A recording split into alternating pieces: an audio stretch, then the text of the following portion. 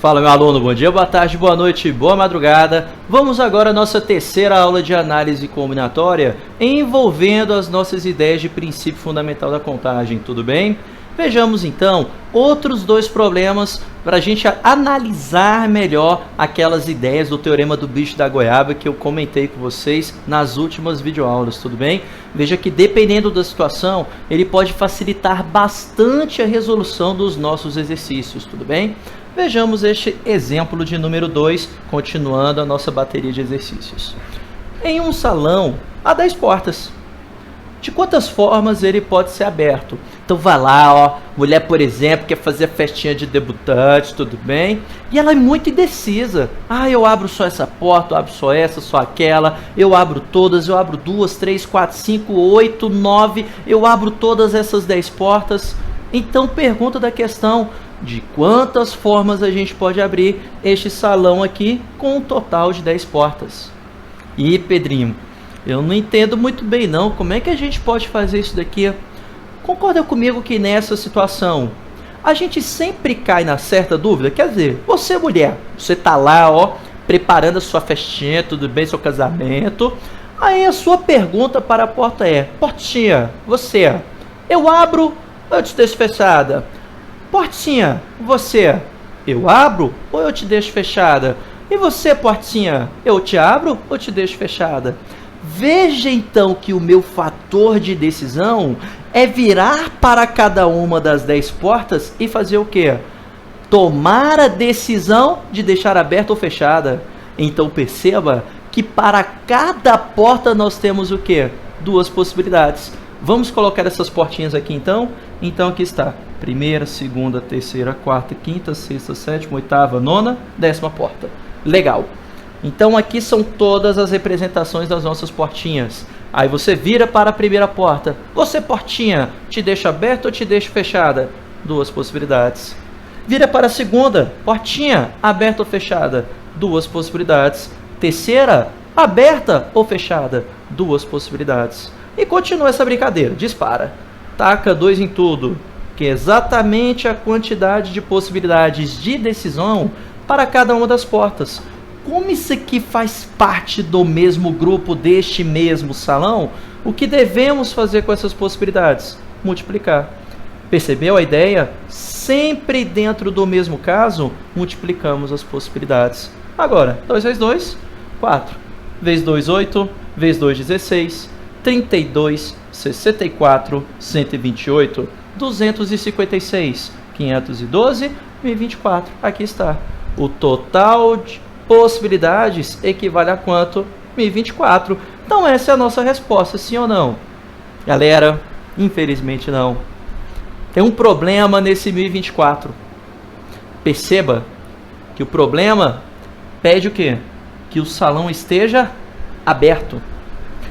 Mas espera aí, você não discutiu sempre entre a porta estar aberta ou fechada? Porém, tem uma situação que não queremos, que é o quê? Todas as portas fechadas. E me responda você, de quantas formas todas as portas podem estar fechadas? Não é uma única possibilidade para todas as portas estarem fechadas? Então o que eu devo fazer? Teorema do bicho da goiaba. Do meu total de possibilidades, eu retiro aquilo que não me interessa. O que não te interessa? A única possibilidade de todas as portas fechadas. Então, o que eu vou fazer esse 1024? Subtrair uma possibilidade. E fazendo-se 1024 menos 1, qual é o nosso resultado final? 1023 formas diferentes para se abrir este salão. Percebeu essa ideia? Então, este 1 que eu coloquei aqui para vocês, ele representa o quê? Todas as portas fechadas. E é exatamente este camarada que temos que retirar do nosso total de possibilidades. Para a gente vir aqui no 1023... e este camarada representar o que para mim? Pelo menos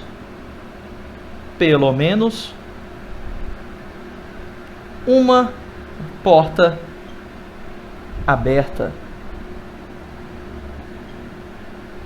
Pelo menos uma porta aberta.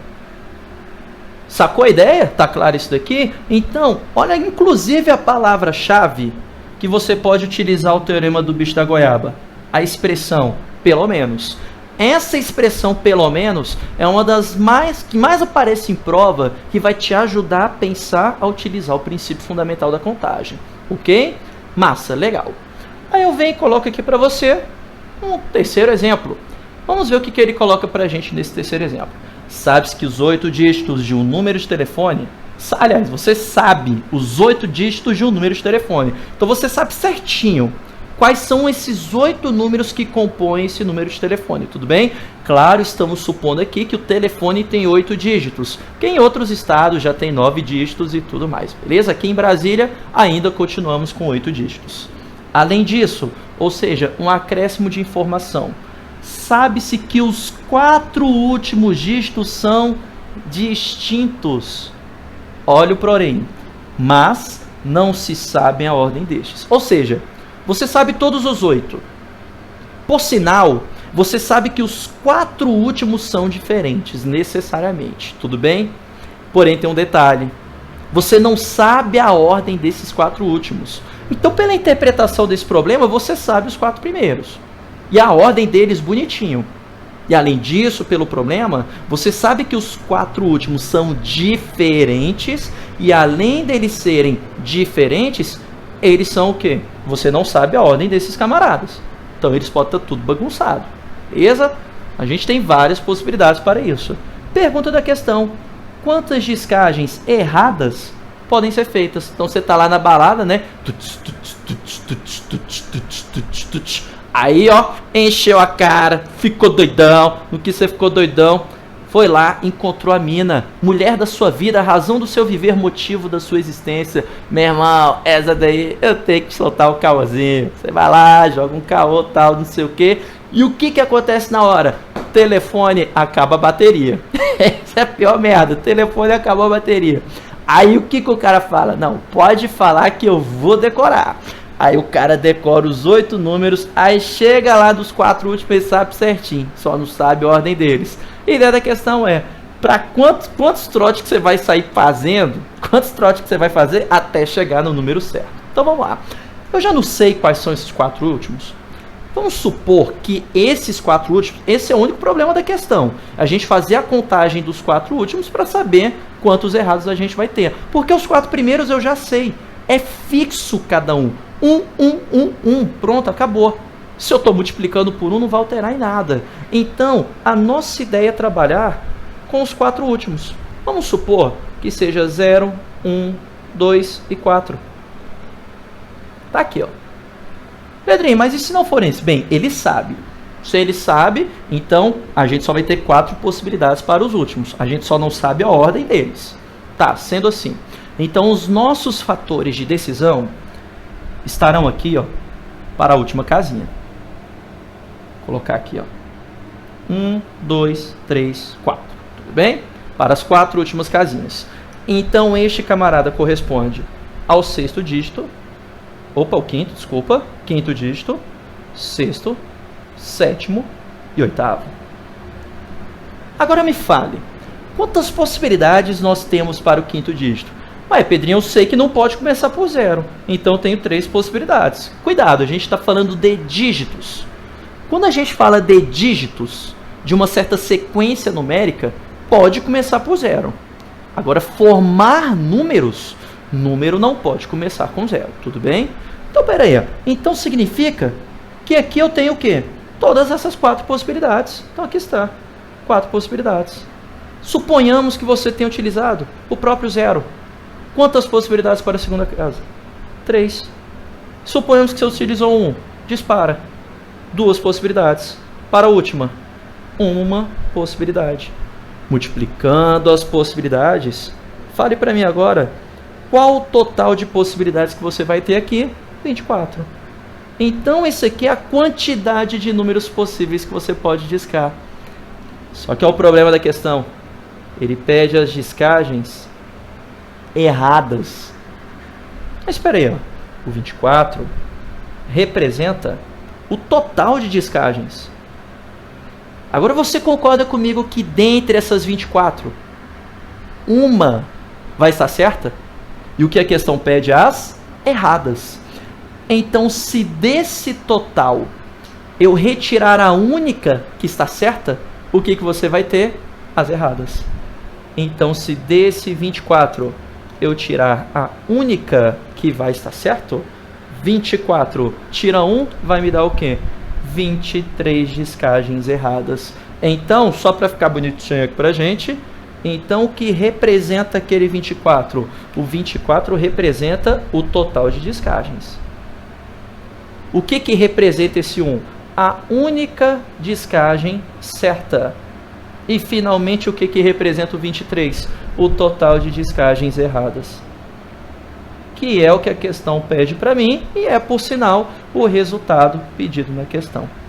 Tudo bem, meu amigo? Então, 23 é a resposta correta para este exemplo que eu coloquei aqui para vocês. Na verdade, exemplos em que estamos trabalhando a ideia do teorema do bicho da goiaba. Beleza? Então, lembre-se disso. Do total, retira tudo aquilo que você não deseja para ter exatamente o que você quer. Tranquilo, amigo? Então, teremos vários exemplos ainda, exercícios de fixação, que vai estar na postagem aí para vocês, beleza? Então, tente fazer os exercícios para você pegar legal isso daqui. E claro, nas próximas aulas teóricas, a gente vai tentar facilitar um pouco mais a nossa vida em relação a esses métodos de contagem. O princípio fundamental da contagem é só o primeiro. Mas antes da gente apresentar o próximo método, a gente vai perceber que em muitas questões ele coloca sempre uma sequência assim, ó, multiplicando de um certo número até chegar no número 1. Mas a gente consegue simplificar essa escrita. Mas, Pedrinho, como é que a gente vai simplificar isso, reduzir um pouco mais essa escrita? Não perca a próxima aula teórica. Valeu, meu amigo. Forte abraço.